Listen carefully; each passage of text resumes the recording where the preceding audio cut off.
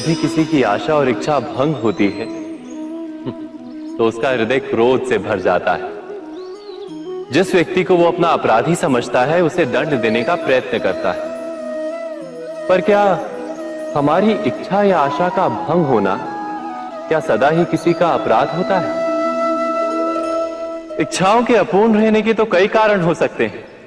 कुछ तो संजोग के कारण अधूरी रह जाती हैं और कुछ नियति के कारण। और कभी कभी इच्छाओं का स्वरूप ही ऐसा होता है कि वो पूर्ण नहीं हो पाती। बिना परिस्थिति पर विचार किए किसी को अपराधी मान लेना न्याय नहीं, प्रतिशोध है। न्याय का आधार तो दया है, करुणा है, और प्रतिशोध का आधार क्रोध, अहंकार। अर्थात हृदय में करुणा धारण किए बिना किसी के अपराध के विषय में विचार करना, किसी को दंड देना क्या अपने आप में ही अन्याय नहीं? स्वयं विचार कीजिए।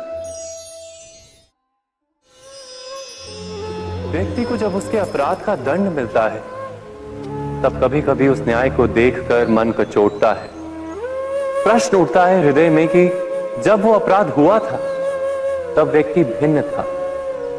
उसके पश्चात उसने इतने पश्चाताप किए, स्वयं में इतना परिवर्तन किया, फिर उसे दंड क्यों मिले? पर जहां आघात होता है वहां प्रत्याघात भी होता है। जैसा कर्म वैसा फल। यदि किसी को प्रेम दोगे तो सुख प्राप्त होगा, यदि किसी की हत्या करोगे तो मृत्यु दंड मिलेगा। जैसा कार्य वैसा ही न्याय। तो फिर प्रायश्चित और पश्चाताप का कोई मूल्य नहीं है? अवश्य है मूल्य।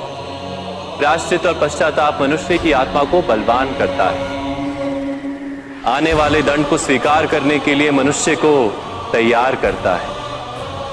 अर्थात बिना प्रायश्चित के दंड स्वीकार करने का कोई मूल्य है? स्वयं विचार कीजिए।